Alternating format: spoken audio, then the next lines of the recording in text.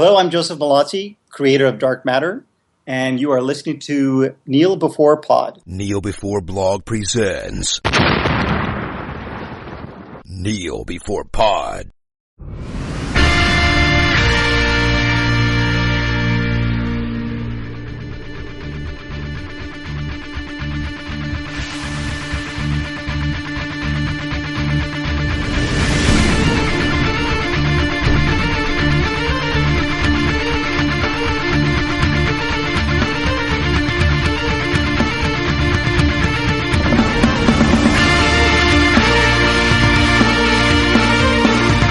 And welcome to another Kneel Before Pod Flashcast. Our extensive Comic-Con coverage continues super late with general Comic-Con stuff. And joining me, so I'm not talking to myself for a change, is Chris. Hello. And I'm Craig, I'm hosting. I forgot to introduce myself. I wondered who you were. Yeah, this is why I record all these and take a million takes. This is Craig unplugged. Or should be unplugged. So, San Diego Comic-Con. It happened. And I would like to say that it's too much excitement for one weekend. It was like every hour there was something I was interested in. I was like, I can't keep up with this. My poor little brain can't take the awesomeness that you're talking to me about. The sheer volume of material that came out of this year. I know that I noticed quite a lot of it in previous years, but this year seems to be the one where it sort of was bimbling along. There were little bits and pieces that were being released day by day, you know, little nuggets. And then suddenly, on one night, all these notifications on Twitter and everything start going ding, ding, ding, ding, ding, ding, ding, with all this stuff that you're like, ooh, a little trailer for this, and a little snippet of that, and footage for this, and someone said that at a panel, and you know, it all just sort of arrived about the same time this year. At least it felt like that to me. I don't know if it's because we're on the sort of time delay from the US that, you know, by the time we wake up, everyone else has sort of dissected it overnight, so yeah. we end up with this stream of it coming out. Well, I mean, for me, it felt like it was like every hour, and I don't know, during the day there was maybe little bits and pieces, but then the trailer started hitting at night, especially on Saturday night, which would have been, for those listening in the year 3000, that would have been the 22nd of July 2017. At night it all started dropping. You know, you had the Arrow footage, the Flash footage, the Star Trek trailer, which I got out of bed because I was about to go to sleep to watch, and then I watched it 6 times, and the whole night faded away. And you can hear about that on the other Flashcast that's about just the Star Trek trailer, because that's important to me and others. And Star Trek fans listen to that because we dissect it in good detail and sort of speculate a little bit. So we talk about it. We talk about it definitely some of the time. Yeah, we do deviate slightly. Yes, we should do an edited version. I actually think that the chat about the trailer is more the tangent than anything else. It's like, oh yeah, this. I thought we were just talking about it's you know to make me sound more rock and roll-esque, as you were sort of tucked up in bed with your cocoa getting all excited about the trailer. I was on the night bus home from a night out, sitting slightly tipsy on the bus, getting excited about all these trailers. So you know that was my viewing of all these things. That's me Saturday night, a couple of months away from being 30, sitting there waiting for trailers, not having not drank alcohol. Yeah, exactly 2 months till I'm 30 as we record this. So countdown is on. Yeah. So for the Comic-Con coverage, we'd be here for the rest of the night, talking about everything that happened, and I'm not sure I know everything that happened because there's things I'm not hugely interested in, and there's things that I haven't read up on, and there's little things that I read in articles that I'm not sure if people made them up or not. So I thought we'd break it into sections, and we'll start off by heading through the multiverse to the DC universe, because they had quite a lot to show over the weekend. Chief among them, which possibly some people say it helped them win Comic-Con, although Disney won't release their Infinity War footage, so who knows. But Justice League, a trailer came out for that, and I suppose like the last one, people seem quite amped about it. you know, and the thing that stuck out at me was they've lightened the colour palette. And, the filter has definitely changed on this, hasn't it? I wonder what inspired them to do that. It's like Wonder Woman. Sorry, and as if to sort of stamp that all over, the trailer opens with Wonder Woman, and seems to feature a lot of Wonder Woman. So, I do think part of this reshootiness that it's been through has obviously been to sort of lighten the tone a bit, and not only that, like you say, lighten the palette slightly. Yeah. Well, you seen how much they're spending on these reshoots? It's crazy. 25 million. It would only cost us half of that, wouldn't it, if we did it? yeah, I could reshoot it in half that cost. But that's enough money to make half a Deadpool. And maybe that's what it should be spent on. We won't know until it comes out. I mean, this trailer fills me full of hope for it. Definitely, after seeing Wonder Woman, it filled me with a little bit of enthusiasm for this film that I think had waned on me by then. Waned. That was unintentional completely. However, I will claim credit for it if you laughed. My enthusiasm for it had sort of drained. It was one of those that I was like, oh my god, they're going to do another one of these, especially after seeing Suicide Squad and all these things. I'm like, oh, they're going to destroy it. Wonder Woman's going to be a disaster, and then we've got all these other films we're going to have to sit through. However, after being pleasantly surprised with Wonder Woman, this trailer seems good, so hopefully that sort of brings it along a little bit. I like Wonder Woman in the trailer. Seems like she's still a pretty good character in it. I have no idea who the villain is. Steppenwolf, his name is. Steppenwolf. Yeah. Isn't that the name of the they're band? Fighting an aging rock band. It's crazy. Yeah, it's a rock band. Born to be Wild, surely. My karaoke classic. Why didn't they not use that in the trailer? That's a waste. Oh, because they were using that awful song instead. Yeah. There's a lot of... I don't know if this is a complete subtopic, but there's a lot of moody versions of songs going about in the trailers from Comic-Con. You get points if you spot them all, but they're all basically moody, downtrodden covers of songs. The villain looks big and nasty and difficult to fight off, which I suppose is why you've got to get your Justice League together. And capable of a lot of property damage. Yeah, tons of property damage. Because you never see that in DC films. I hope the opening scene is someone just going, finally rebuilt Metropolis. That's the final building, all back up. Oh, no. It's going to be, I don't know. It's like the final brick goes back into Wayne Manor and then someone crashes down on top of it. I don't know. It's that. Also, from the trailer, I didn't realise that Aquaman was invincible. That's something I've always thought of Aquaman as a bit of a weak superhero, but it appears that he is invincible.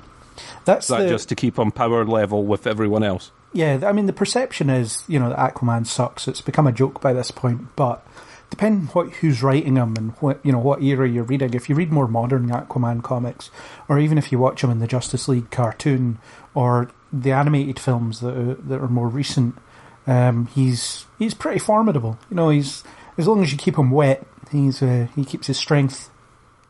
The trick is keeping him wet, of course. Yeah, Family Guy make fun of him where they've got there's that woman getting raped on a beach and he's like, I've got 5 fish coming to help me and things like that. If you just come over closer to the water, yeah. Yeah. just come closer to the tide line, please. But yeah, he looks pretty badass. I quite like Jason Momoa in that role by the looks of things. He looks like he's just playing it as insane as he can. Don't get me wrong. He looks awesome. I mean, the styling of it and everything is just, excuse my ignorance of the source material when it comes to the DC stuff. But yeah, I just didn't realise he was that formidable. It seems pretty awesome, though. It's going to be pretty good. Even you didn't get to see much of Cyborg in the trailer. He gets one little funny line as he sort of takes over what looks like some sort of Batmobile, Batplane, Bat thing. Yeah. So he seems all right, and one of the funniest sort of little bits of the trailer is Ezra Miller's Flash Yes. As he goes, has everyone disappeared? That's rude. And then he sort of vanishes in a little lightning bolt. Yeah, I think I'm going to like Ezra Miller's Flash, based on what I've seen so far. I like the bit in the trailer where he says, I've never been in a fight, I just push people and then run away. And so he's going to be obviously he'll be the comic relief, if there is such a thing. And he'll probably be the untested, inexperienced member of the team as well, where he's just fast but doesn't know what to do with it. And, that's fair enough. I think that's quite good. And I suppose what you've got is, you've got Batman, you've got Warrior Princess, you've got King of the Ocean, and some Terminator type guy. So yeah, having someone who's a bit green is wearing red is good. Yeah, no, I definitely see that. And of course, the big little tease at the end of the trailer is Alfred sitting there going, "He said you would come." Yeah, bloody pronoun game. Yes. Ooh, who's that then? Ooh, I wonder. Well, if you look at the clip, you see a tiny bit of red on the bottom right-hand corner of the screen, so that suggests you've been that it might zooming be in Superman. again, haven't you? I just noticed it. Yeah, it's either that or Green Lantern, because Steppenwolf mentions that the Earth has no protection, and among it is no lanterns. So, and I was going to ask about that as well. Yeah. And also, I think there's a hint of Supergirl as well.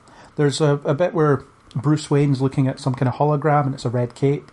But you see, the leg, and it looks too thin to be Superman's leg. So my thinking is he's still looking for other metahumans, and he stumbled across Supergirl. Because there is a hint of her in Man of Steel. There's a cryopod that's open with no occupant. So, I don't know. I like that. I'm contrasting this to the reveal of Spider-Man in the Civil War trailer. If that is Superman, or indeed Supergirl in the middle of it, and Superman at the end, that's really good. It tells you that there's something to anticipate, but doesn't show you the goods. Keeps it hidden for now. Yeah. I kind of like that they're doing a little bit of tease, and they don't seem to be blowing everything out. No, right away, which is one of my problems that I had, with the Spider-Man trailers, is they seem to reveal a huge portion of the plot through the trailers, and I haven't seen too much of that in the Comic-Con releases, which has been good, really. Yeah, and this trailer's here's all these people, they're fighting something, here's a couple of banter between them, the end. Yeah. Which is fine. I have no issues with that, and I think it looks good. And surprisingly, 4 minutes worth of trailer shows you almost nothing, other than just a flavour of the kind of badass stuff you'll see throughout the whole film. So, yeah, it's going to be cool. I hope. Although reading about the reshoots has been very funny.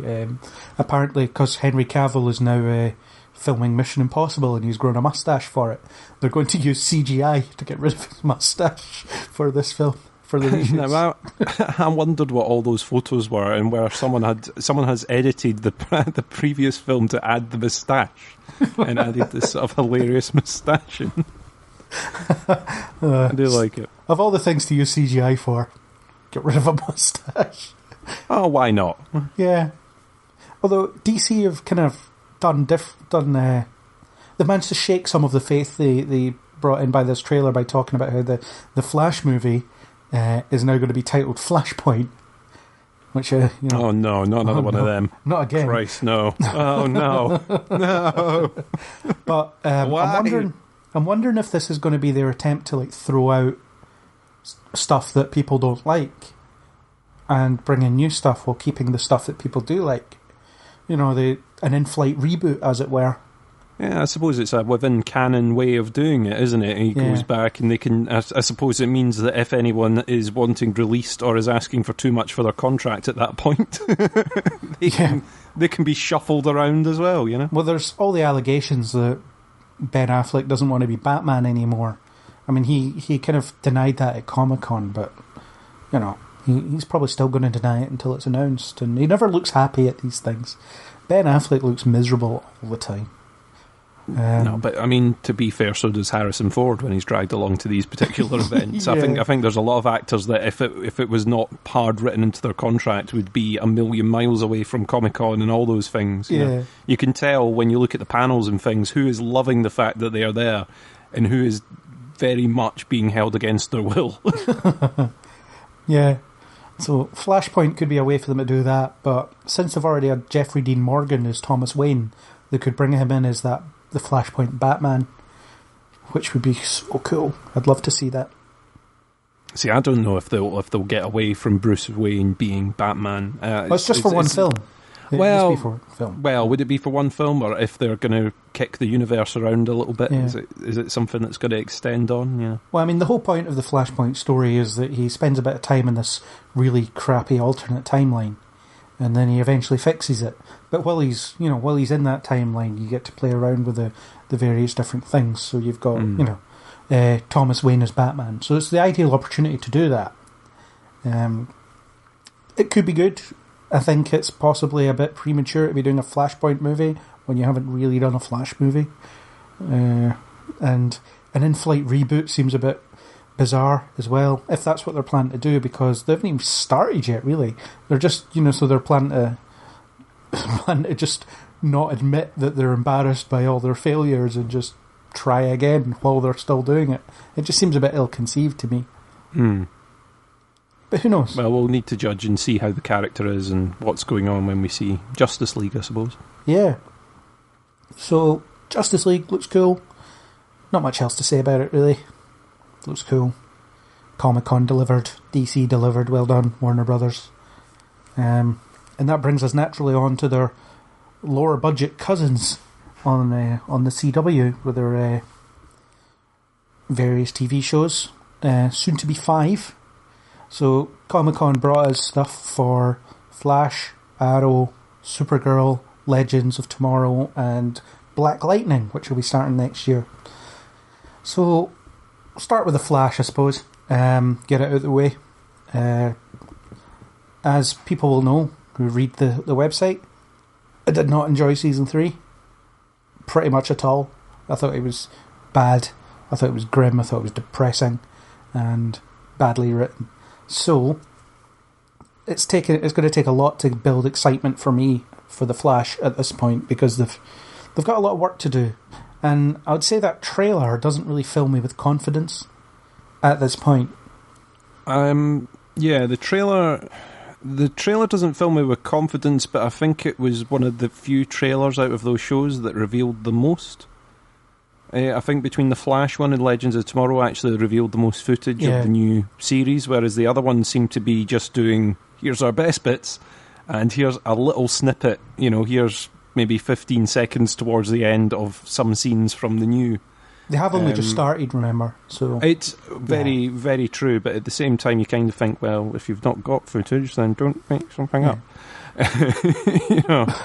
Just show us one really cool scene that you filmed in advance or something. Don't try and put a trailer out, because then it just seems a bit like, well, okay. So it looks like we're going to get Barry back very quickly. Yeah, I have the feeling it's going to be sort of one episode of, God, we're really suffering without Barry, and then towards the end go, we've got the Get Barry Back canon. Ta-da! Yeah.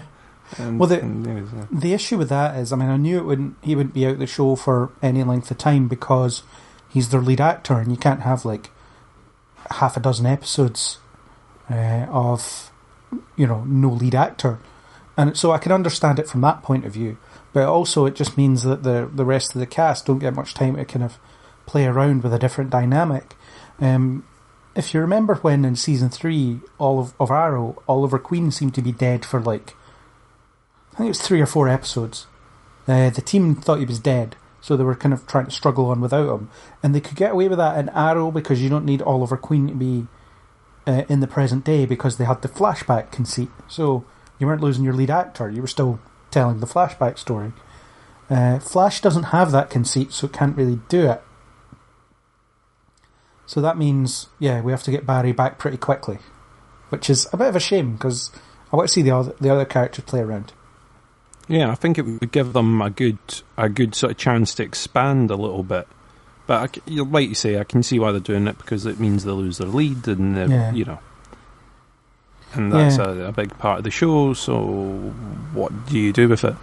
And it looks like Iris is like standing, barking orders at people for something. Yeah, which I was surprised about, because I wouldn't have pictured her being the boss type. No. And I suppose we don't know how far forward this is, if they're going to go 6 months. 6 months or 1 year or 2 years or sometime later. They said 6 months away back. Oh, is it 6 months? Okay. And it's quite funny when the actress who plays Iris, Candice Patton, I was watching the panel online, and she was asked the question about, or the cast were asked the question about Savitar, and how could Savitar exist if Iris never died? And she was like, "Let it go, let it go." Yeah, I did see that part of the trailer, which was essentially what I think we said in the podcast, is that he should have been let go. Well, we haven't done that podcast yet. I thought we had chatted about that, but anyway.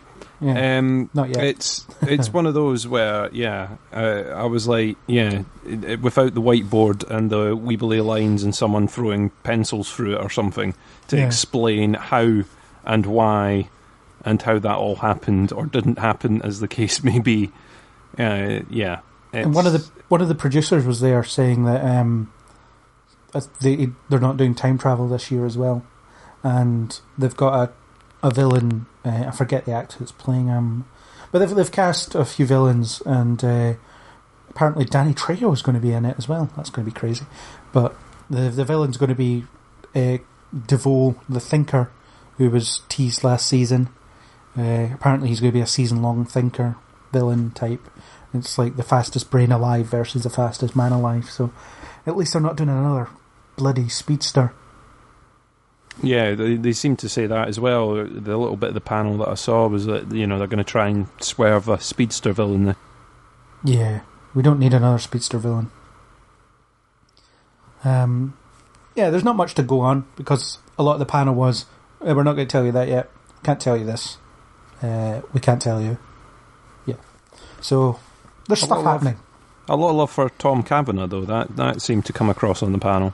Yeah, and I liked seeing Keenan Lonsdale dressed as Wally, as in the guy that's you need to find in books. Yeah, he was very easy to spot for a Where's Wally. He stood out slightly on that panel. Yeah, but Tom Cavanagh seems like a riot, and I'm looking forward to seeing however many more Welleses he can bring to life over the next however long. But stuff going on in Flash. I'll need to see it to see what I think.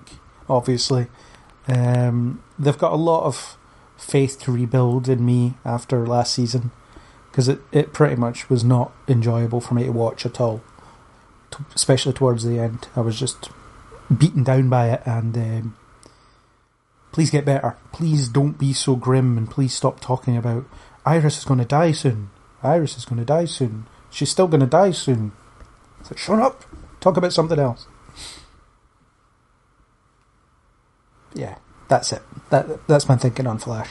Any last thing on Flash for you? No. I think that was about it from what I spotted in the trailer and stuff. Yeah. Speaking of grim and depressing, looks like Supergirl's heading down that route this season. Yay! Yeah. that was a trailer that I kind of thought, oh, this looks different from what it's been.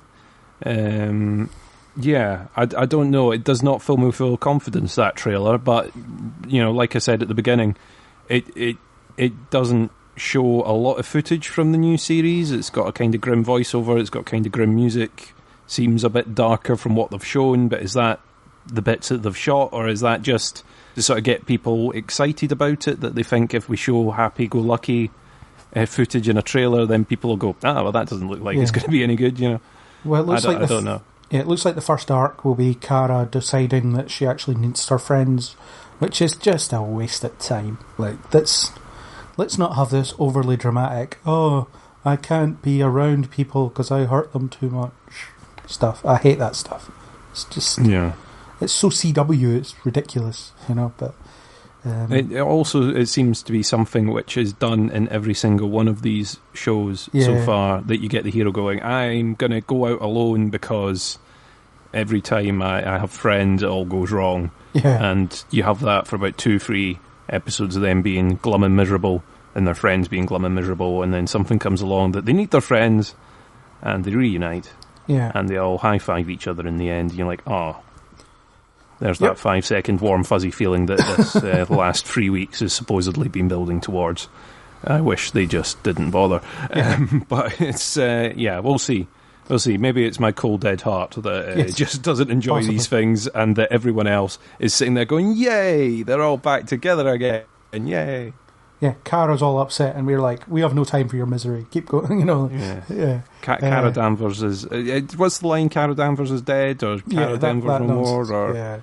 Yeah, something like that. I don't know if that is literally just going to be episode 1 going, I don't have my boyfriend, so I'm now upset. Couple of takeaways. Normally in Supergirl that just ends with a scene with ice cream on the couch, so maybe we're getting excited over nothing, and it will be resolved within 1 episode and a tub of ice cream. But we'll find out. We'll soon find out. A couple of takeaways from the panel. There's apparently going to be more journalism work for James. Yay. Apparently more Guardian work for James. Nay. And all sorts of other... And he's going to have another love interest. Which, whatever. He'll have another love interest. I'm fairly sure it's going to be that villain woman. Rain, played by Odette Annable, who I actually really like. I think she's really good in what I've seen her in before. Also... I think that was it. I think that was all they could talk about. There's some stuff going on about Alex and Maggie, because Maggie's not going to be there for the full season, unfortunately. Because, I don't know why. Other commitments, I suppose. So, there's not a lot to go on. And I feel like they weren't answering the questions because they just didn't know the answers as well. And this includes the producers. I think there's a bit of... I think a lot of it's still in the pipeline or still being straightened out to tie in with other things. But I will probably end up watching the beginning of it, and if I don't like it, then I'll switch off, because I filled my time last season with watching a lot of episodes of different programs that I didn't actually like, where really I should have just pulled the plug and went, right, that's it, enough. But I'm far too committed to these things to finding out how it finishes. Completionist. Yeah, and for me, as long as I'm enjoying one show in that universe, I'll watch them all. Plus, I tend to review them, and I don't want to ditch a show while I'm midway through reviewing it, through a season. But I think if Flash didn't have other shows propping it up, then I would have probably abandoned it last season. But who knows? In terms of Supergirl, I'm looking forward to season 3. I just think I hope it keeps the optimism that so defines it, because it's just a joy to watch. It's chewing gum for the brain, I suppose, sometimes. But it does make it stand out from the others in a way that sort of Legends of Tomorrow does as well. With its styling, it sort of stands it apart from what the Flash and everyone's done, and they all have their little corners. I would be a bit annoyed if they go down the sort of dark, depressing path for too long in there.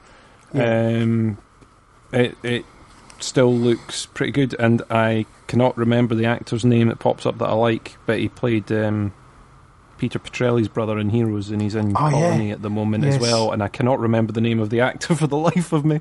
Adrian Pasdar. Yes. That's the one. He's also Talbot in Agents of S.H.I.E.L.D. and has the best lines. Yes, that's the other character I was trying to think he does. I was like, he's in another show that I like. He has the best lines in Agents of S.H.I.E.L.D. Just some of the best. Yeah, seeing him, I was like, I'm kind of excited to see what he's doing, if he's going to be in it a lot, or if that's just like, we filmed this a little bit so far. He's playing a DC villain called Morgan Edge, who's kind of like he's like a Diet Lex Luthor. And I know they've already had Diet Lex Luthor. He was, I can't remember his name, the guy in season 1.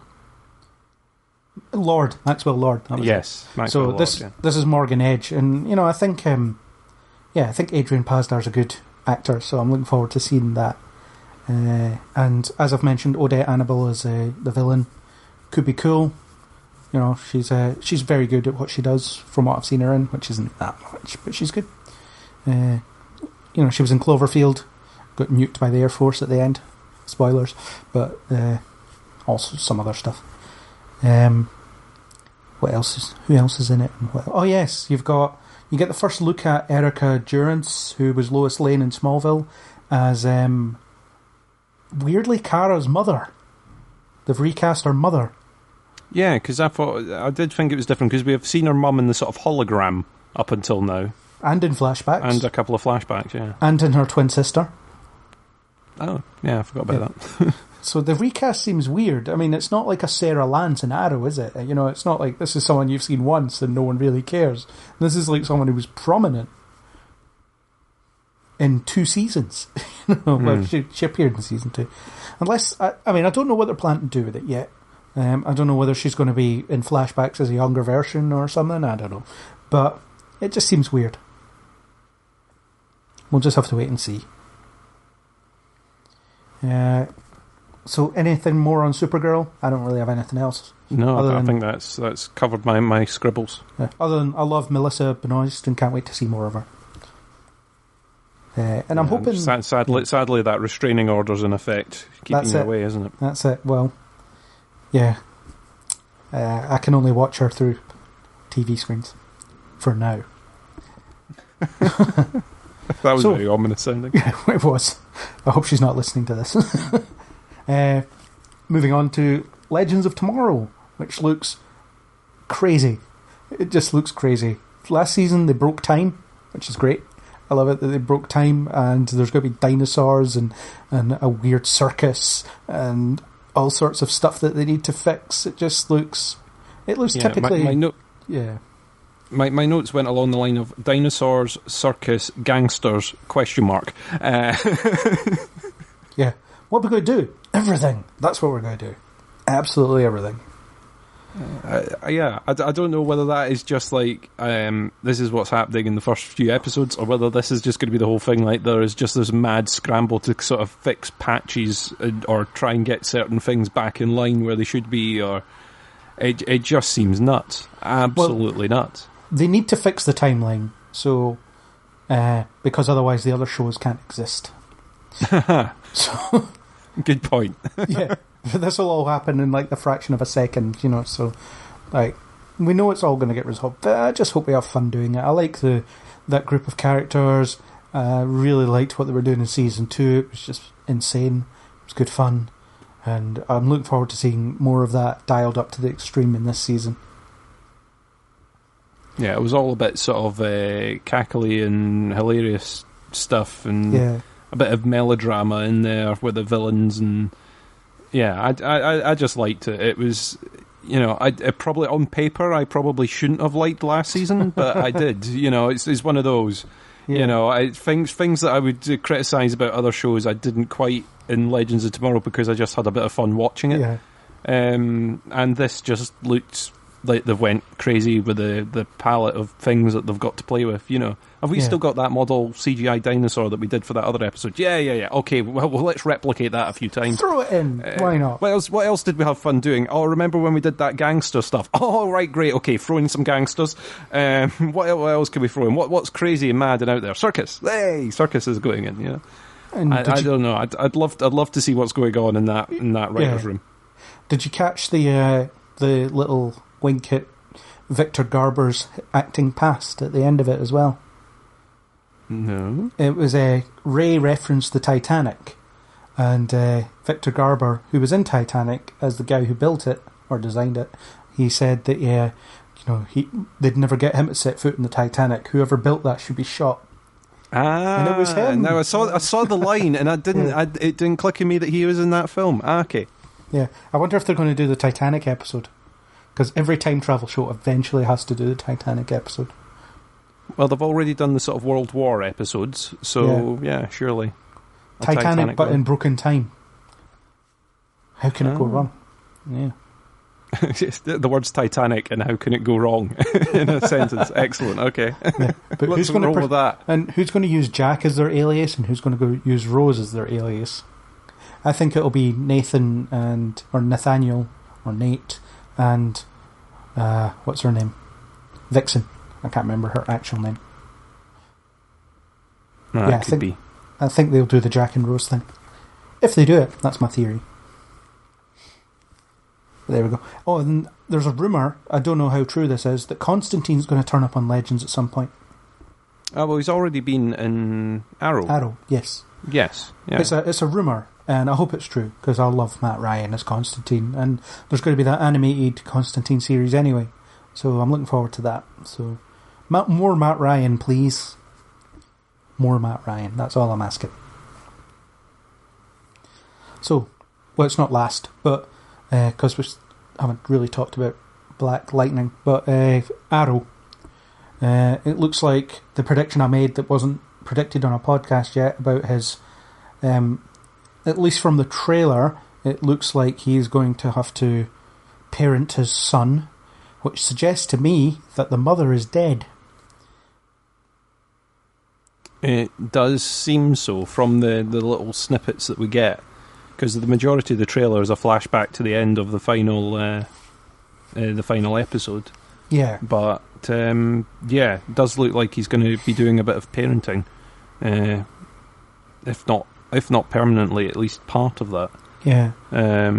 You don't in the trailer. In the trailer, I don't think you see anyone else that's survived apart from Wade. Black Canary as well. The new Black Canary as well. Yeah. Dinah and Black Siren as well. She's there. And Slade, yeah, he's there too. Yeah, Wade. What did I say? Wade. Idiot. That's Deadpool. Slade. Yeah. They both look close kind enough. of similar. Close enough. He's got a mask on. Yeah, looks good. It showed me the last episode of last season, which was awesome. But the stuff we're seeing looks good. I like seeing Slade. I like the Canary's new costume. That looks cool. I like that Katie Cassidy's back as Black Siren, apparently full time. So she had a year off and now she's back, which is great. I actually feel like something's missing from the cast, and she went. But yeah, you don't see anybody else alive, so that's interesting. Even though they're all going to be alive. Or I like that they've sort of hung the question mark over that. I did wonder though, in the last episode, I'm guessing anyone that's listening to this at the moment is spoiler free anyway, or are you ready for spoilers? If you've watched the trailer, we've already definitely been spoiled for you. Yeah, we've already spoiled everything from Flash anyway. But I didn't understand why they didn't just swim away from the island. That's my question mark over it. Is they were down at the beach, why not just swim out a little bit, wait for the bomb to go bang, and then wait for the sort of fire to reside a little bit, and then walk ashore? I think the explosion carries a bit further than that. It doesn't seem to travel too far. You know what I mean? I think, don't get me wrong, they won't all be strong swimmers, but yeah, I don't know. It'll be that seems like one of those. How are they going to write them out of that death scene? Because it looks pretty final. It's pretty clear they don't have time to get to the other plane. They're in the middle of like a C4 encrusted island. So yeah, it's going to be one of those. But what you didn't see was this. Like half an hour ago, this happened. Yes. Are they going to be able to come up with a everyone survived explanation that makes sense? Deploy the Flash. I think Oliver had Superman in reserve. That's what I think. Superman. Yes. Just pull Superman out of the hat at the last second. Just go, ta-da! Didn't see this one coming, did you? I don't know. Why did you not just get Superman to solve the entire problem? Because reasons. Well, that'd be too easy, Superman wanted me to learn from my own mistakes. He was fighting Goodbye, Kara at Superman. the time. Thank you for your help. We'll see you again. He was fighting Kara at the time and didn't have the chance. Yes. Yeah. I don't know, but you don't see much of it. It looks like the father-son thing will be a big thing for at least the first bit of the season. William seems scared of him, which fair enough. I'd be scared of him too.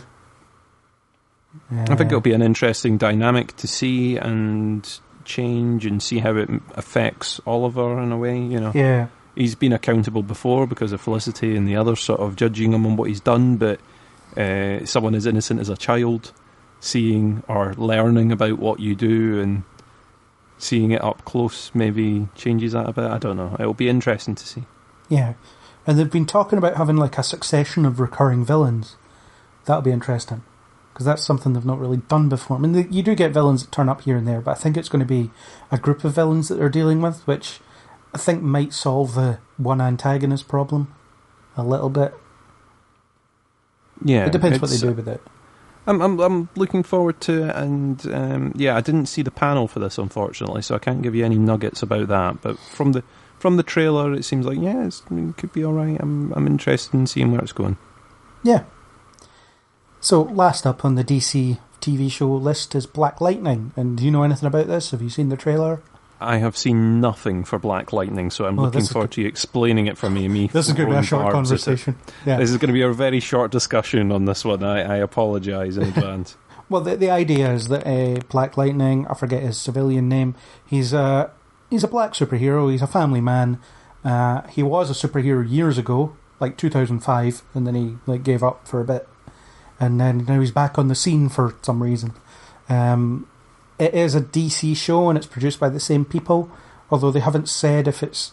Well, I think they've said that it's not set in the same universe for now, although it could be, because it's just off in another city somewhere. And the trailer looks cool. He's got lightning powers, hence the name. So there'll be some cool visual flourishes to it. The family man thing will be a bit different. The fact that he's black will be a bit different, hopefully. And there's potential there. Since you haven't really seen it, I'm not going to say much more because there's not much we can really talk about without you having seen any of it. But do you think it's the kind of thing that will sort of mix in with the other shows if they do decide to sort of blur the boundaries a bit? And will they put it within the Supergirl verse, or will they throw it within Arrow and Flash and the rest? Oh, could be anything, yeah. Or they might just leave it on its own, or who knows. But yeah, it could blend in quite easily. It's just another superhero, so yeah. He'll just turn up as part of a crossover, probably on Arrow, because tonally it seems a bit more similar to that. Seems like it's a bit more on the street level darker side, which is fine. Looks like he's wearing one of the Vault Dweller suits out of Fallout from the beginning of the trailer, anyway. Yeah, quick Google there. Yeah, I'm having a quick look at it now. There you go. Yeah. As we try to catch up with it. But yeah, I'm interested. I'm always, I enjoy these shows for the main part. Sometimes the first series is the best with these. Mm-hmm. So sometimes terms and conditions apply. See in store for details. So yeah, I'm always up for more superhero TV. So why not? So that was Black Lightning. That was quick. Gotham had a trailer. I don't have much to say about it because I don't watch it anymore. Aaron, however, still reviews it, or may not be next season because of its change in night. Thank you, Fox, for screening it on a night that's inconvenient to be reviewed. So, sorry, but it might not be reviewed on Neil Before Blog. Looks like they're bringing Scarecrow in, and it's going to be Baby Batman next year, I think. Which, whatever. I stopped watching it because I wasn't enjoying it. So, but I thought we'd give it a brief shout. I have it sitting on my recorder, but I haven't watched it yet. It was one of those that I kind of forgot it was back. So I was behind by about 2 episodes and I had some of them taped, and then I watched a couple and then forgot it was back again because it goes on hiatus, vanishes, and I go, oh, right, okay, I'll finish, and then, forgot it came back. So I need to kind of catch up if I want to watch it again. Yeah. I think I'm done with it. I won't go back to it personally, but whatever. It is what it is. Last up on the DC front that I could think of, that I certainly noticed, there might be other things, was Krypton, a 30-something second trailer. There was a trailer, a full 2-minute thing, leaked earlier this year that somehow never made its way back online. I managed to see it, and now it's gone. And usually when these things leak, they turn up here and there. You can get them. You just have to keep searching for it. And it goes up on one YouTube channel, gets taken down, goes up on another, gets taken down, and it keeps bouncing around. Yeah, but that hasn't happened this time. I've seen that same leaked trailer, and it looks quite good from the trailer. But I don't know if they leaked it to sort of test the water a little bit, or rather than doing a big showpiece. But I'm surprised that they didn't use that trailer or a version of that trailer at Comic-Con and instead released this different. Well, it was a condensed version of it. It was like the footage I had seen before, it was just condensed. And I think the trailer they released at Comic-Con was really bad because you get no idea what the thing is. There's just quick jump cuts of everything that you can't really... Unless you're pausing it frame by frame, you're not really seeing anything. So, I don't know. I like that leaked trailer that I can barely remember now, but... things I've read about it since then have really concerned me. I actually like the idea of following Jor-El's grandfather. No, Clark's grandfather, so Jor-El's father, on Krypton. And getting into the kind of I guess, the internal politics of the houses and all that stuff. It looked like a vaguely Man of Steel style Krypton as well. So visually, it looked pretty awesome. And now they've seemed to have established that there'll be villains travelling back in time to try and stop Superman and things like that. So that seems a bit crap. Yeah, if that is the plot, it kind of spoils it a little bit for me, because I was kind of hoping for, a bit like you, to see a different side of this universe, or a different bit of the lore that you don't get. Yeah. You know, everyone sort of knows the sort of origins of Superman and what sort of happens on Earth and all that. But I was kind of looking forward to finding out a little bit more about Krypton and what goes on in the background, and I'm not expecting it to be Games of Thronesy, but along those lines of sort of houses sort of battling for supremacy a bit, and yeah, I just thought it was sort of a cool little take. Yeah. You know, because even if you take the sort of superpower aspect out of it, it still makes it quite a good story. So yeah, I don't know. The first trailer, or the leaked trailer, sort of filled me with a little bit of hope for it. I'll hold out until I hear more sort of confirmed about it. And you might still get what we said here, but the time travel element just feels like this. Nah, you don't need this. Like, it feels like they're not confident enough in the story they're trying to tell, so they're just chucking in like, let's have General Zod travel back in time to try and stop, whatever. Let's have an excuse to drag in something that the audience know, so that they can feel good about it and get excited about it, and then for it to it always sort of messes stuff up. I'm not a fan of time travel done badly. Yeah, and sadly, the majority of the time travel is done terribly. Yeah, not just badly, but awfully. And you could, you could do things like the creation of Brainiac that could fill up a bit of time, things like that. And there's plenty of interesting stuff to tell about Krypton and its kind of heyday, before it was destroyed. And you can always hint at the destruction coming. All that stuff. And there's plenty of lore out there that's been done through other shows, where characters have turned up and explained little bits of the history or odd stories that get told, and I'm holding out a little bit of hope for it. It looks like it's going to be interesting. That as you said, at its best it can kind of be Game of Thrones. At its worst, it could be Caprica. Good analogy. I like that. Good. Very well done. 10 points to Craig. There we go. For that one, yeah. That's not even the best soundbite I have for this podcast. That's coming. Oh, right. It's the best yet to come. Okay. It's one that I came up with, and I'm very proud of myself. Oh, right, okay. I wonder. I'll maybe try and get some sound effects for when it happens. Yeah. So I think we're done with the DC universe. Okay. Unless you have anything else. No, that is pretty much it. I will be watching each of these things. It's just I may not continue doing full seasons. I don't know. Yeah, I will see. I will see how it takes me. But like you say, because they're all kind of tied together, you feel the need of watching them. Yeah, and I think they know they've kind of got us held over a barrel with some of these things. So we'll see what happens. And with the amount of stuff that I want to review, I'm just going to have to stop sleeping. That's all it is. Yeah, who needs sleep when coffee exists? Well, yeah, I don't drink coffee, so I don't know. I'm just going to have to stay awake through force of will. Caffeine tablets, Craig. They're the future. Oh, those are healthy. They're very healthy for you. Very good for you. So let's transport ourselves to the Marvel Universe now. And we'll start with the TV. So we'll go for the cinematic universe first. Start with Defenders, the upcoming Netflix series that brings together the depressing side of the Marvel Universe.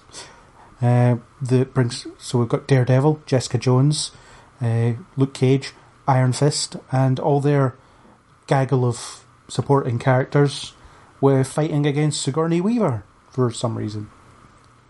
Very sort of sinister-looking Sigourney Weaver. Yeah, I think she's a great actress to get into that little universe. So she seems pretty good.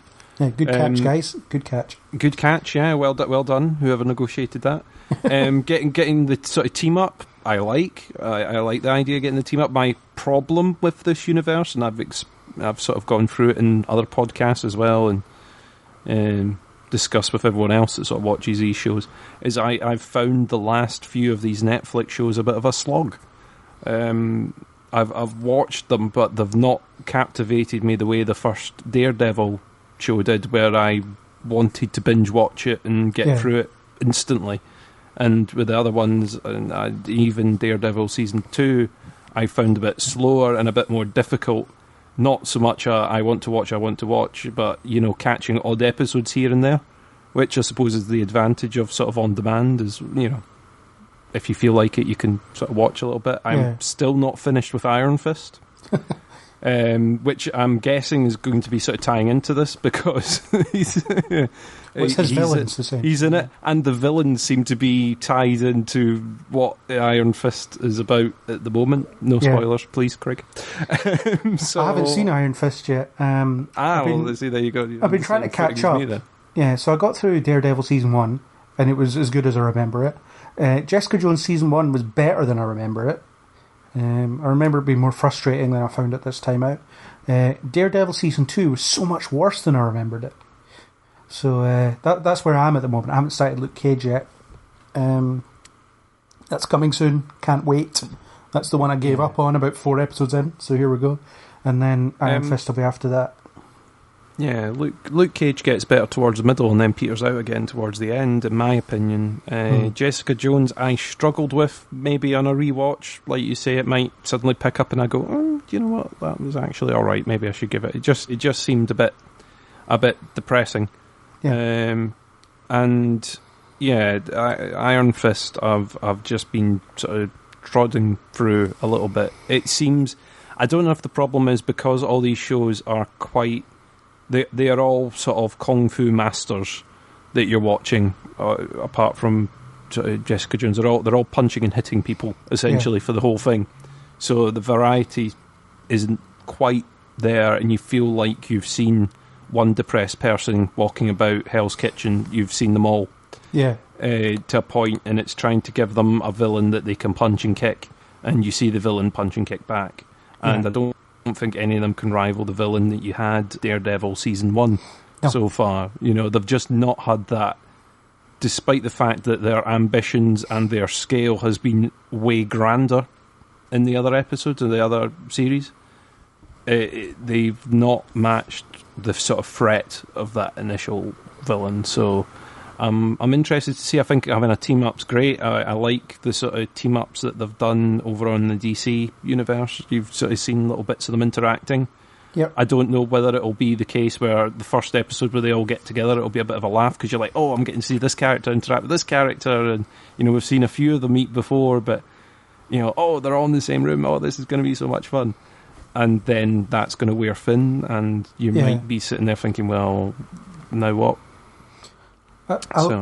In that trailer, there was things I liked. I liked that Jessica Jones was making fun of Daredevil all the way through it.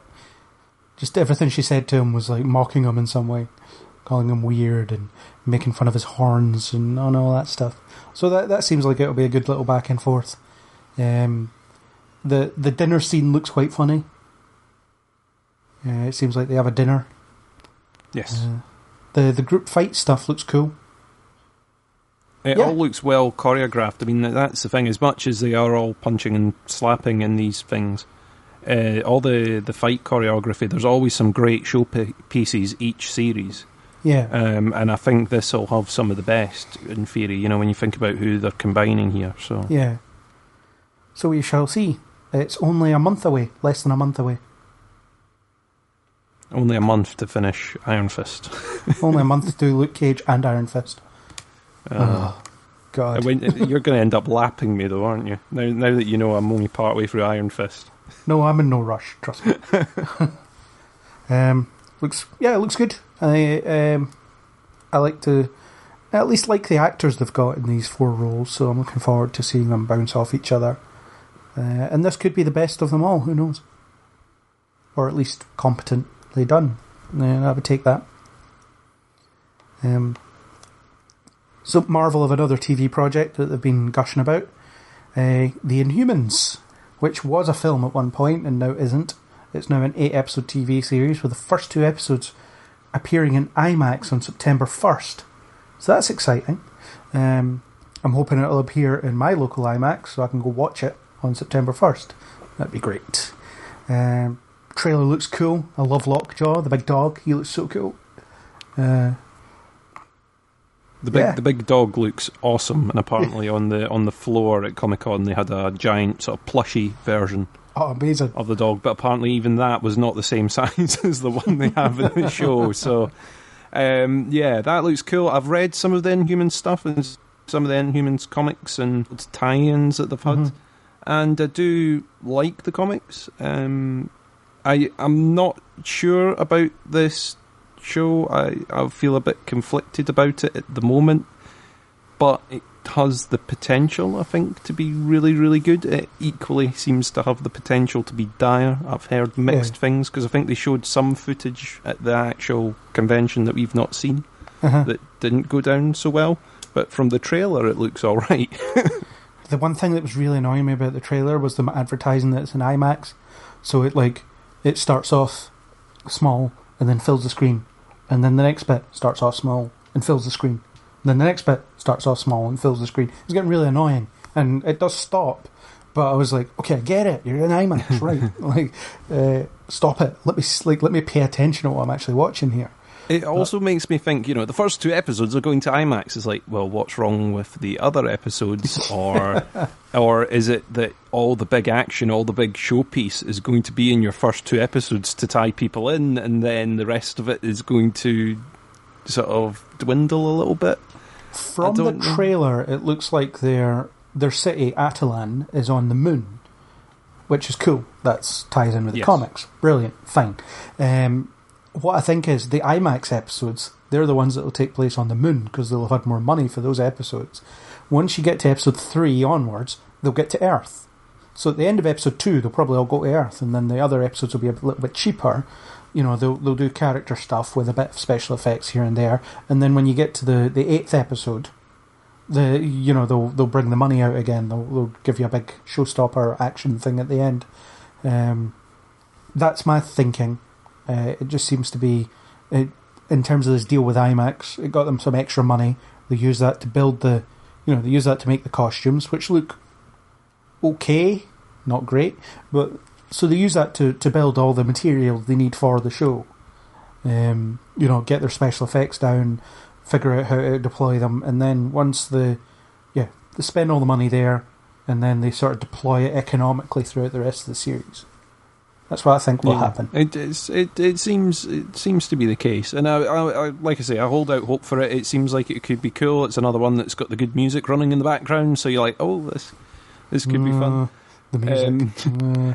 You're just like, this could, they're making all the right noises, literally, and they're saying all the right lines to show brewing tension and drama, but you're thinking, okay, this could be good, could be bad. I mean, the interesting discussions I heard were about how it got dropped from being a film into being TV, and from the sounds of it, Marvel had sort of put it up on the board but hadn't done any work into making it a film at all. Yeah. At the time it was handed to the sort of creators, and they went, okay, and the way I heard it told is they went back to Marvel and said, could this not go on TV? But I don't know whether that's the case or not, or if Marvel went, maybe this won't work, let's downgrade it. let's tuck it in possible. Slightly. Yeah, the thing is, it would have probably been quite difficult to get an audience for it. Although it's Marvel, so whatever. Audience accepted Guardians of the Galaxy, so why not the Inhumans? But the thing that really confused me about the whole thing was they were pretty.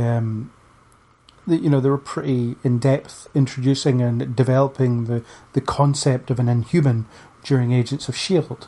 And they still are. It's still a big part of the DNA of that show now.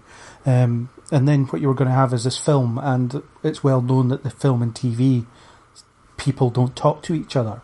So the fact is they were going to reintroduce this concept for, not as much of the audience, but we're still going to reintroduce the idea of Inhumans and what they are and what they stand for and what they mean in a film. So I think with it being on TV, it's on ABC as well as IMAX. So the thinking is there could be a bit of a tie-in with Agents of S.H.I.E.L.D.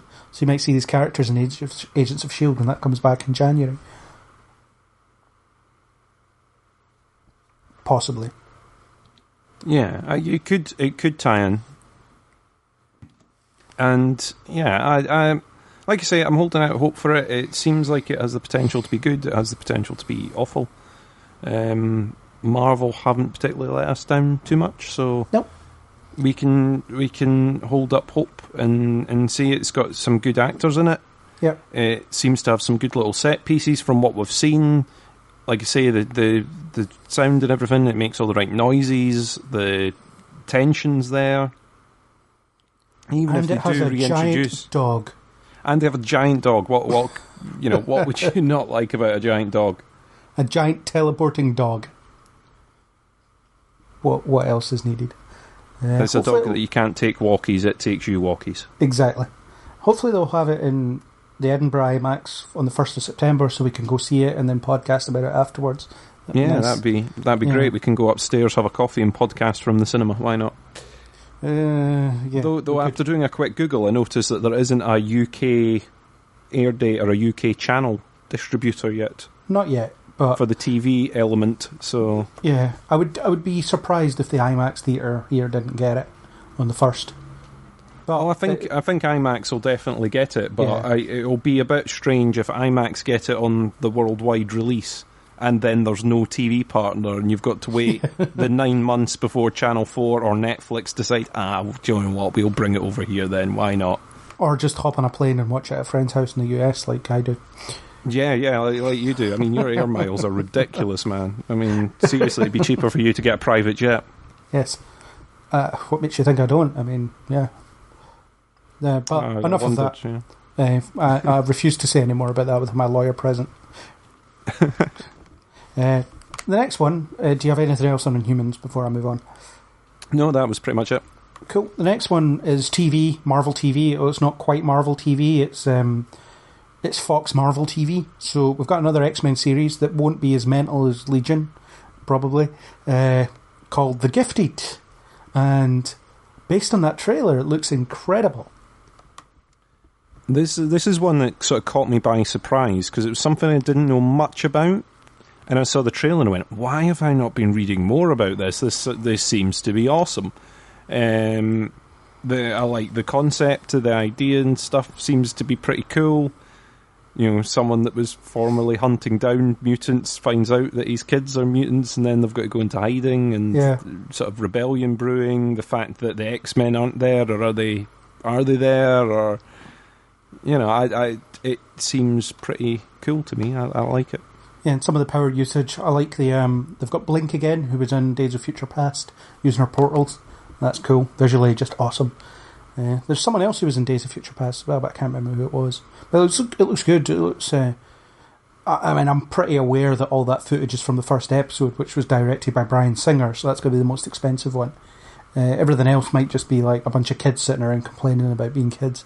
I hope not, but I feel like it's going to front load itself with a lot of visual flair that will then, again, as I said with InHumans, will diminish over the rest of the season. Yeah, it has the potential to do that. Like you say, it does seem like a lot of footage from the first episode. There's a lot of moving parts, a lot of powers, a lot of special effects to do. You know, it's unless they're really willing to throw some money behind it, which maybe they have. It could be one of those problematic things The worry with shows like this is that they throw so much money at it at the beginning and it doesn't get the instant appeal and the instant recognition that they want. Yeah. And then it gets cancelled before, a season 2. Especially the on Fox. initial episode gets tons of viewers because it's a brand new Marvel show. It's got the X-Men in it, it's got this in it, it's got that in it. And people watch the first episode and then the next week there's not as many people watching and they go, oh, right, that's it. And, and they seem to be pretty quick with the knife with these shows. And then they air it out of order, like Firefly, and then everyone... No, let's hope that doesn't happen. But that is replacing Gotham in the Fox schedule on a Monday night, which is also the same night that they are showing Lucifer, which I'll just briefly chat about. All I know about Season 3 of Lucifer is that Tom Welling, former Superman from Smallville, is going to be in it, which is awesome. I like to realise that Tom Welling is still around. It's also funny that he'll be competing with Supergirl in the ratings, because they're on at like the same time, which is kind of funny. Superman and Supergirl head-to-head in the ratings on different networks, from an actor point of view at least. Yeah, The Gifted. I'm looking forward to seeing how it pans out, what it looks like. It will probably be easier to follow than Legion. Probably. But Legion Season 2, that's going to be something. Yes. And anyone that's watching Legion Season 1, remember we went episode by episode on this podcast, so scroll back if it's still there. Oh, it's still there. It's not going anywhere. It's us sitting around being... It's 8 hours, roughly, of us sitting around saying, what did we just watch? What is this? And what is more fun is if you have watched the whole thing through, just go to, say, episode 2 and listen to the theories. Because that is the most fun. Once you know the ending, go back and listen to us speculate. I got 1 or 2 right as well. So Craig got too many right. I think that's Craig's mutant ability, is to detect future plots. Yes, we'll go with that. It's a useless mutant power because it means that I'm constantly spoiling myself. But whatever. So you've spoiled yourself again. Yes, spoiled myself. Not soiled myself. Spoiled myself. So anyway, The Gifted looks alright. I'll watch it.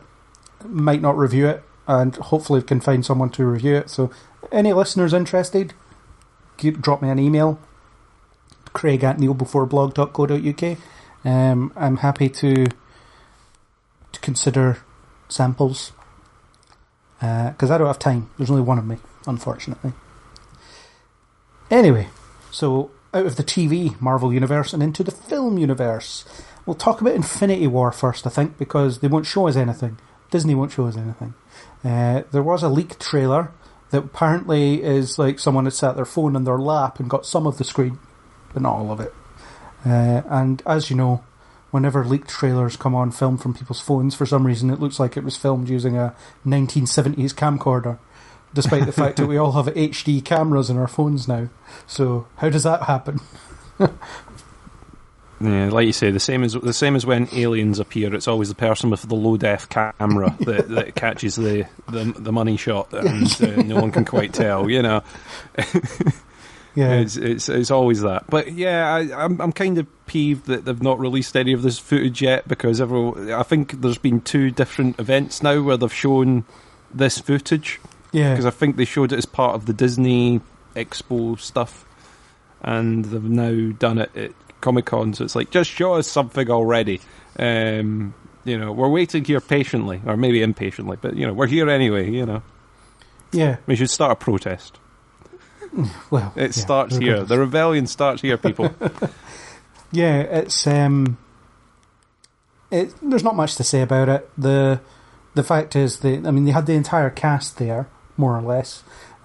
Seeing the photo of them all together, it's weird because if you look back in, say, 2011, when they first had the Avengers at Comic-Con, it was like the 7 of them just standing on a stage, and now it's just this big wide shot of all these people. It's amazing how far it's grown in 6 years or whatever it is. Oh yeah, there's a bit of everything in there. It's incredible when you see it all lined up. I'm really looking forward to this film. I mean, it just...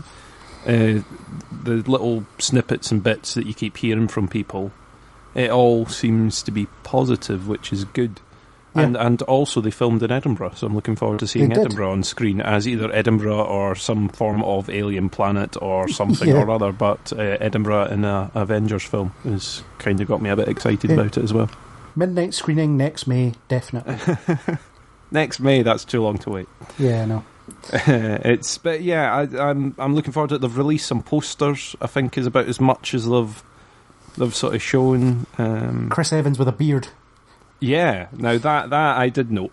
The beard. I mean, is that have they airbrushed that in? Is that to counteract Superman? They're like, well, if Superman's going to have a beard airbrushed out, and we're going to airbrush one in. Could be. Or maybe to save money, what they're doing is they're cutting the beard out of one film and implanting it on another. Yeah. Like, we've got all this beard footage. What are we going to do with it? Oh, I think Marvel looking for one for Chris Evans. Oh, right, we'll just send it over to them. A bit of sharing, helping each other out. Yeah, we've got some spare hair to CGI. Yeah. We've got spare blank chiseled jaw over here that we can give you. In return, can you give us bearded chiseled jaw over to our film? Yeah. Yeah. But, Infinity War. Really looking forward to it. Can't recommend it enough, I suppose. Setting myself up for disappointment, perhaps, but we'll see. And I don't know. I can't say anything about it because I haven't seen the damn footage. No. Some footage we did see, Thor Ragnarok, which I'm pretty excited about. Apparently the current cut is 100 minutes or something like that. It could be the shortest MCU film ever, which is just insane when you think about it. Is that including like the final credits sting? Yeah. I would imagine so. All the way up to the final credits sting. So that's 20 minutes of credits. So the film is like 90 minutes long. Jeez, Ragnarok, it just looks good fun. They've really lent into the humour on this trailer, I think. Because you've got the bit where Thor's explaining, he's like, a lot's happened. I lost my hammer yesterday. That's kind of fresh. It's and you've got a speaking Hulk. I like the that. Hulk talks. He finally talks. Yay! Well, I mean, he's talked before, but hasn't said much. But now it looks like he won't shut up, which is good. I wonder if it seems fun, and all the scenes with sort of Banner and Thor seem quite upbeat. You've got Jeff Goldblum. I mean, really, you can't go way higher than that, No, not at all. It looks... I don't know, it looks like... the first trailer made it look kind of dark in the sense that, all is lost for Thor. He's lost his hammer. His home's been attacked. He's fighting the goddess of death, or the self-proclaimed goddess of death. He's lost on an alien planet. He has to fight the Hulk. But this one, it looks... it looks like they've copied... Well, not copied, but it looks like they've went more with the cosmic Guardians of the Galaxy tone. So, or as I like to call it, as Guardians of the Galaxy, because he's put together a team. There it was. I set us up for that earlier. Is that the bit? That was it. That was the bit. As Guardians of the... Come on. Okay. It's one of the cleverest things I've ever said, and now it's there for the internet to hear it. And it turns out it's probably been coined by the director or something like that. And I can't find my party popper. It's gonna be the moment, but maybe we can superimpose it in later, like Chris Evans' beard. We can superimpose the party popper and the punchline. Yeah, all that could be in there, but. I mean, getting this little, as Guardians of the Galaxy team together, you get the little shot of them walking along the sort of Rainbow Bridge at the end, towards the end of the trailer. Like you say, they've gone for the full Guardians styly, because even the sort of title graphics and that are very similar to what they did for the Guardians of the Galaxy, where they had the sort of 80s retro style music. And everything going over it. This seems more 70s, so yeah.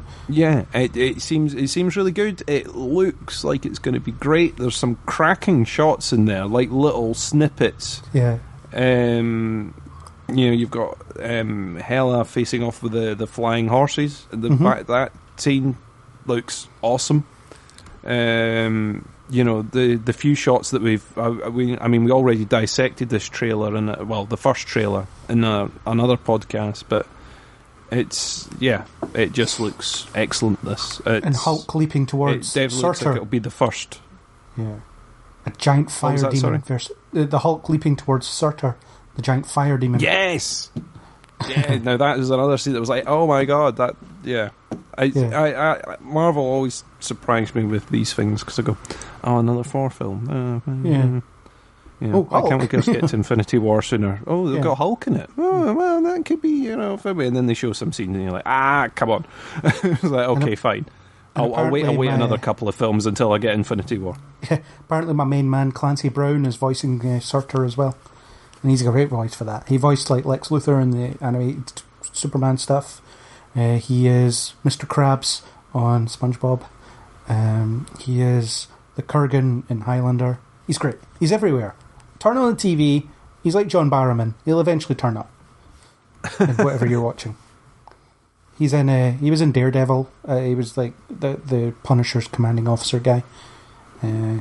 and so on and so on and so on. Oh, he's in Flash. He's the general guy in Flash. Ah. Him, yeah. Him. General guy. Yeah, voicing Surtur, so that's cool. One thing they don't show you is that Doctor Strange is in the film at some point, and there's supposed to be some kind of thing about finding Odin in a road trip or something that's been teased, but nothing from that. It seems to all be the off-planet stuff. So I wonder how they're going to fit that into their lean 100-minute runtime. I don't think it's going to be as big as people think that it's going to be. I think it will be in there, but I don't think it's going to be the core piece of the film, but you never know. I mean, it could be that they're being really good with these trailers and just not spoiling a good portion of the film. We're getting, you've got, that pretty quick into the film he's going to lose his hammer and end up on the Gladiator planet, and I don't think that is going to be the huge chunk of the film. I think it's going to be that, like you say, if there is a road trip or a trip back to Earth plus assembling his little team is going to be the bulk of the film, really. And what's his team called? Team 4, I think. No. That's what we're going for, isn't it? That's what we've agreed in the meeting. No. The Asgardians of the Galaxy. You're very proud of yourself, aren't you? You're very proud of that. I'll let you have that. That's fine. You just get a round of applause from the studio audience, but they're asleep. Yeah. That's you're just jealous that you didn't come up with it. Okay, fine. I'm jealous. That's yeah. So that was about it from Marvel. They did most of their stuff at D23 or D23, but they talked about some stuff like a Black Panther animated series and all this stuff. And they talked a bit about comic stuff and here and there. And we could talk about that, but I don't know that much about it because I didn't read that much into it.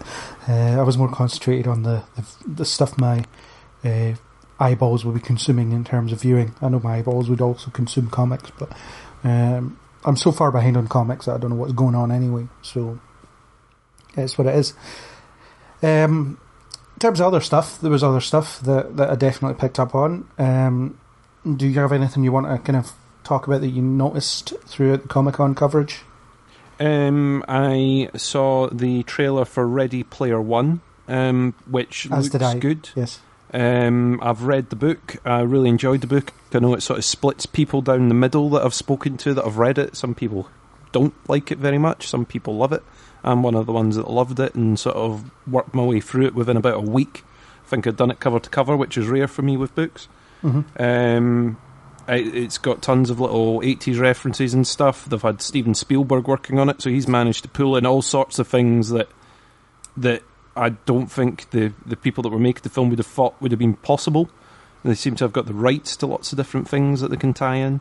Yeah. I look forward to seeing this coming to screen. My only worry about is with it being a film that they might not be able to get the sprawling nature of this universe out. For those that don't know much about the book or the story itself, because you can't really pick up much of the story from the trailer. No, the trailer is very much there's the Iron Giant. Here's a DeLorean. Here's Duke Nukem. Here's other stuff. Tons at you. It's like odd scenes, but basically it's set in a pretty dismal future. It's the world's turned to hell in a handbasket, and people are living in these big stacks that you see, which are basically trailers that have been put one on top of the other. Instead of building a conventional high-rise now, you just stack trailers on top of each other. And we've got Wade Watts, I think is the main character's name, if I'm remembering off the top of my head, who is in this virtual reality world, basically, because the world is so dismal and so bleak. Everyone has basically put themselves into virtual reality. They're all wearing the equivalent of the Oculus Rift, and all your work, your commuting, your currency, your internet is on this, headset. So when you go to work, instead of going to your office, you sit in a virtual office with everyone sitting there. You can work with people from across the world. Instead of going to the cinema, you will go to the virtual cinema, or you'll be in the film yourself. If you think of things like Second Life, which have been on the internet for a while, it's a big virtual world where people can create and imagine anything. Well, that is what the Oasis is that people are living in. However, the creator of this virtual world has died, and he's left the key to the kingdom, the overall control of that entire platform within the universe. He's hidden it there, but no one has found it yet. So the clues are there, and he's left one opening clue for people to find, and our lead finds and discovers the first clue, and that opens the door for everyone else to start trying to find and puzzle it out, and it's a big race to basically whoever can get control first. So there's individuals that want it, there's big corporations, because this platform is free. Anyone can join it, anyone can do anything, a bit like the internet at the core itself. Anyone can do anything they want on it. They can create whatever. However, once someone has the key, be that a corporate person or an individual, they can do with it whatever they want. They can make it chargeable. They can control what content goes on it. They can limit people's freedoms within it. They can charge tier levels for it. So there's basically this big race to get control of it. And because the creator of the Oasis was a big fan of the 80s, and all things 80s, there's tons of 80s references throughout it, hence sort of Back to the Future and other such things. Yeah, so hopefully I've not oversold that, but definitely read the book if you get the chance, because I really, really liked it, and hopefully the film will bring some of that enjoyment that I had from the book to the screen.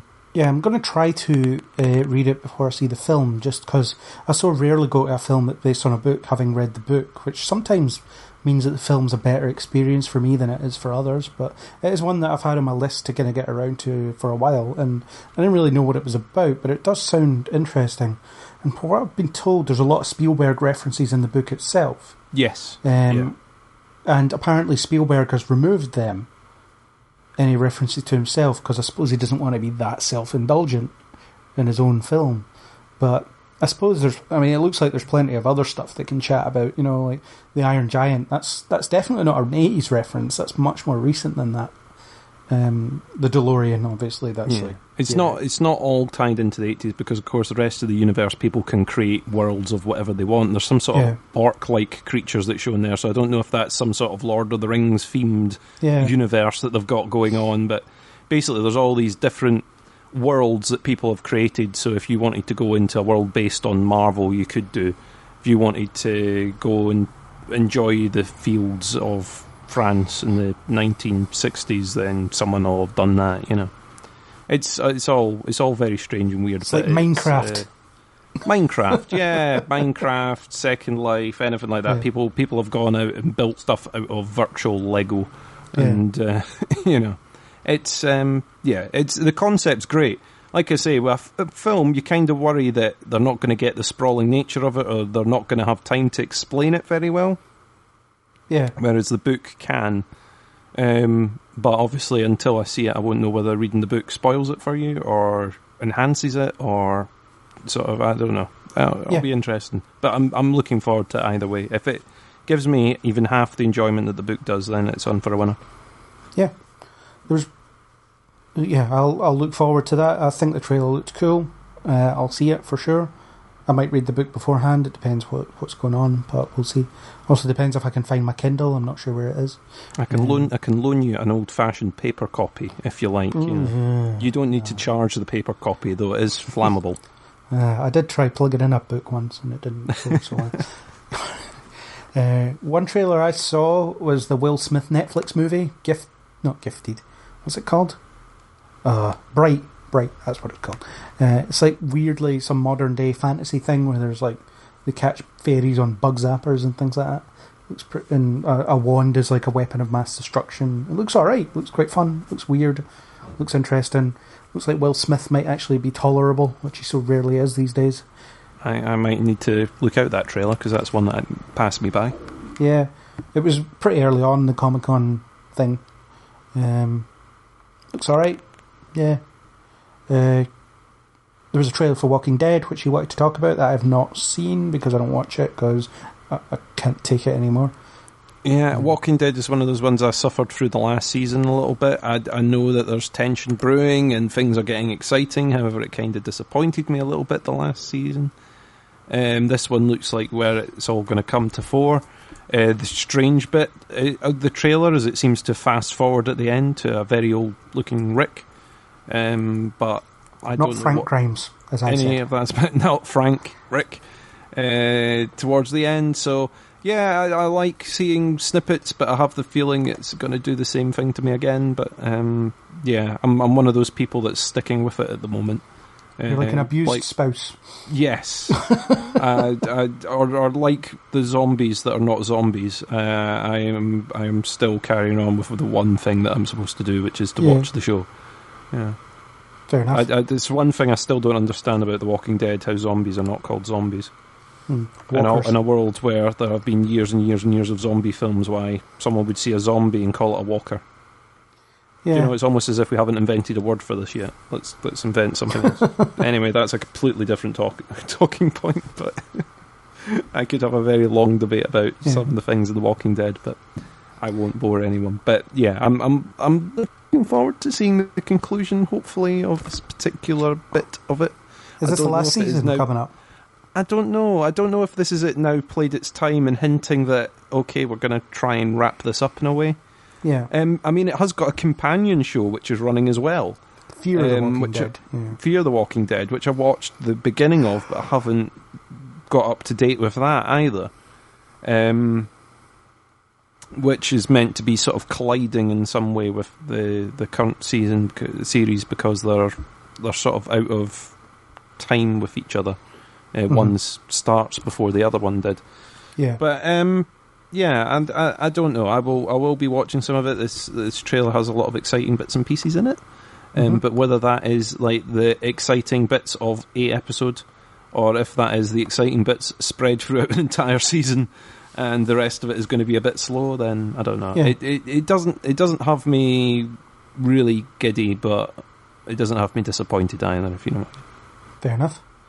There was a trailer for Stranger Things Season 2. I'm just going to make reference to it because I didn't watch it, because I've watched half of Season 1 and never got much further than that. So don't spoil it for yourself. Yeah, but, I was enjoying it, but what happened was I decided I was going to take a day and have a go at watching it. And I got to episode 4 and I was enjoying it, and then I fell asleep because I was tired, not because I was bored. And I woke up and episode 6 was playing, and I was like, going to go back to bed. And then that was it. I've not been back to it since. But people were saying that the Season 2 trailer looks good, so I'll make reference to it. Season 2 trailer looks good. Season 1 I really enjoyed. It was different. I like the fact that they've sort of thrown it back to the sort of 80s, 90s styling stuff. So, yeah, I'll look forward to the next series. Yeah. There was a teaser for Pacific Rim 2, or Pacific Rim... there's a subtitle. I can't remember what it is. And that should be the subtitle now. It should be Pacific Rim. There is a subtitle. Yes. It's Pacific Rim something. I thought it was called Pacific Rim Maelstrom, and it was at one point, and I couldn't remember. I don't remember reading about it ever changing, so it took me ages to find the teaser because I was searching on YouTube for Pacific Rim Maelstrom, and all I could find was fan-made trailers. Uprising, that's it. Uprising. I didn't totally just Google that. I was trying to stall while I was Googling it. Yeah, no, it's all right. While you were stalling, I did the Googling, so it's all right. There was it doesn't show you much. It shows you like some, it's obvious CGI. It's almost like an advert for the giant robots. And then it shows you John Boyega at the end being like, it could be you, join up. Your country needs you kind of thing. So I love the first one.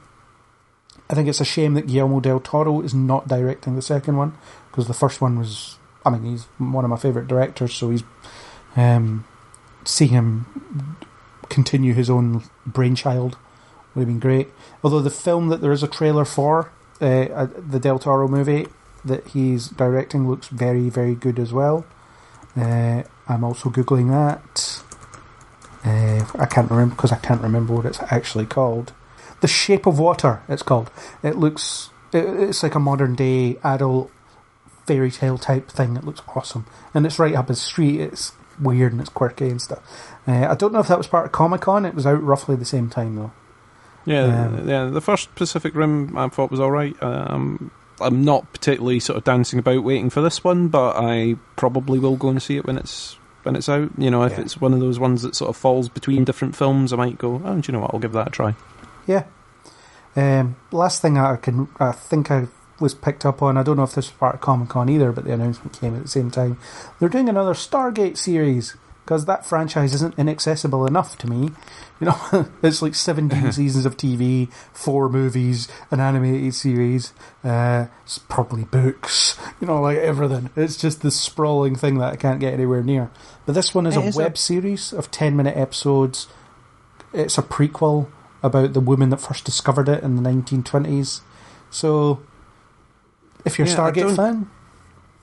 Yeah, it's cheesy sci-fi at its cheesiest to an extent, but I really enjoyed Stargate. It was one of those ones that had a lot of reruns on TV. I think it was Virgin 1 and Channel 5 and stuff were showing reruns of like Stargate Atlantis and stuff on Friday nights, and I used to sit and I watched it, and I really liked it. It was proper cheesy sci-fi, and it seems all this is tied into some sort of new online platform for just Stargate, which seems very weird, you know, in a world where you've got Netflix and Amazon and, you know, even channels like CBS and that are all running their own online streaming service, to then set up a streaming service for just one TV universe seems very odd and out of sorts. You know, the only way you're going to be able to see this is if you pay a subscription to watch the TV that you, if you're interested in this, have probably already watched. It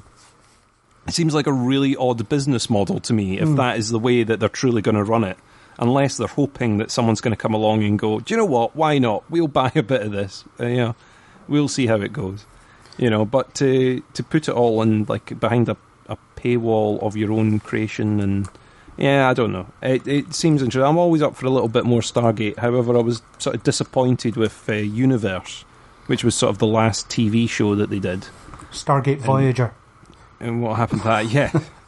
Is that not the premise? They're stuck on the other side of the galaxy? Yeah, pretty much. But you know, the premise is they're stuck on the other side of the galaxy and they don't have control of the ship they're on.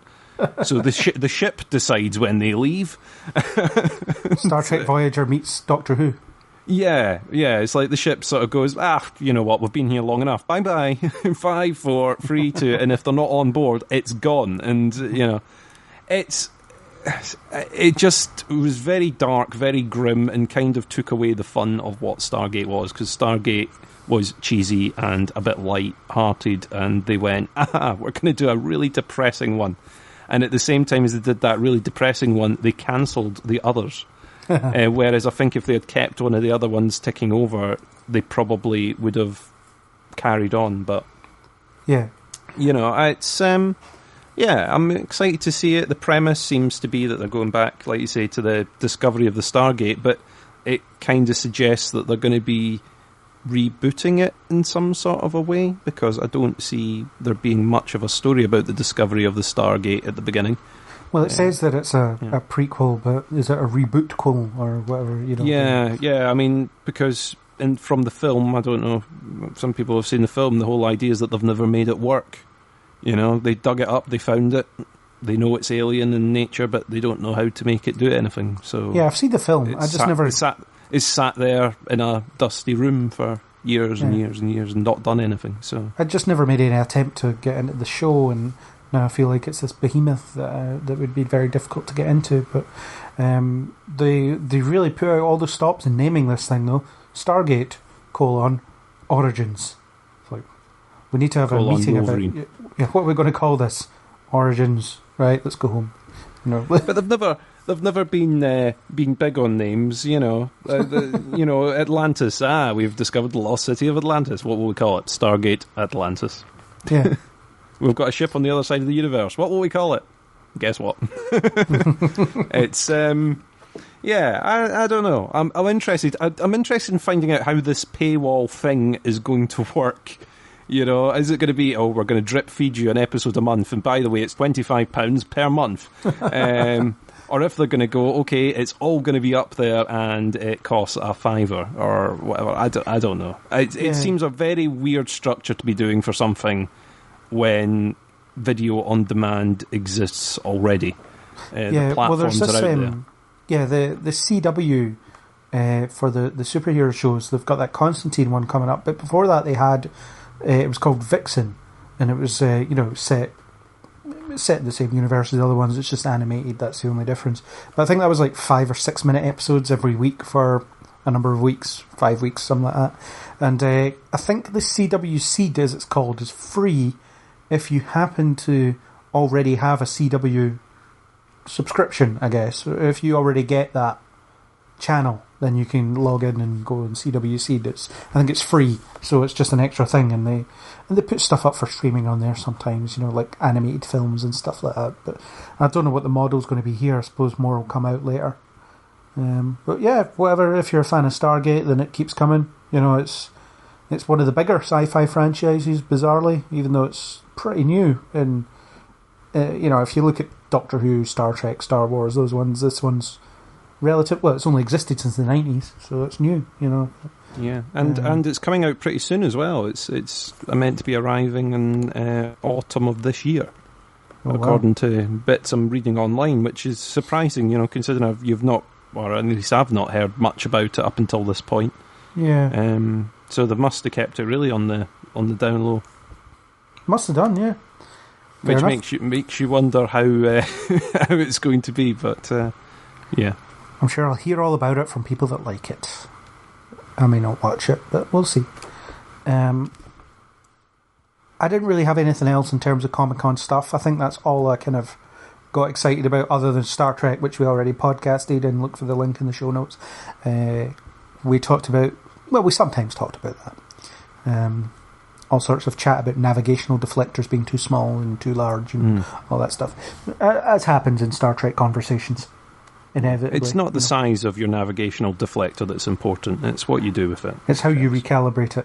Yes. Yeah, modify it. They never use the navigational deflector for its intended purpose. It's always make a modification so we can do this. Yeah. That's what it's there for. It's there to tweak. I think it's for decorative purposes until they need to sort of attack an alien ship or bounce off of something, or escape from something. Yeah. That's when the deflector comes in. Yeah, so this is that's all I really picked up on. There was a trailer for Doctor Who. Fine. Christmas. Peter Capaldi's last sob. Looks good. It's like a minute long. Shows David Bradley playing the first Doctor. It's alright. Don't have much else to say about it. Was there anything else that you saw in your Comic-Con research travels? I'm sure I will remember something as soon as we stop the podcast, but no, I think we've pretty much covered it. There's so much in there, and I apologise for going on about it all for so long. Oh no, it's fine. This is supposed to be a long and we one. Probably haven't covered. You will be sitting listening to this going, why have you not mentioned this? We apologise in advance for you being frustrated that we're not talking about your favourite thing from the convention. However, if you do have one, then let us know in comments and message boards and stuff and things. Yes, if we've forgotten about anything that you're super excited about, then drop me a line on Twitter, or drop us a line on Twitter, and we will absolutely get there and chat about it, and maybe even look it up. Who knows? But yeah. We will reply with 140 characters of our excitement about the same thing. Yeah. Oh, I didn't see that.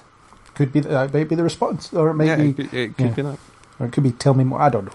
But that was it. So we covered a bit of Comic-Con. We stayed pretty close to the comic stuff, but that tends to be our podcast stuff anyway. There's a lot to look forward to. I was quite excited all weekend. It was too much excitement for one weekend. For me, I was just like, "What's going to be next? What's going to be next?" And then. Some things look better than others, and there's a lot to look forward to, for sure. So that's it for me. I don't have anything else. You apparently don't have anything else. I apparently don't either. No. So we should just wrap up. Thank you for listening, if you did indeed listen all the way through this. Also, thanks to YouTuber Nstens1117 for the supplied music. If you like what you heard, then please subscribe on iTunes, YouTube, any major podcasting app, catch us on Twitter, catch us on neilbeforeblog.co.uk, leave us a comment, chat to us any way you want, just chat to us. We like to hear from people. And do join us on the next Kneel Before Pod.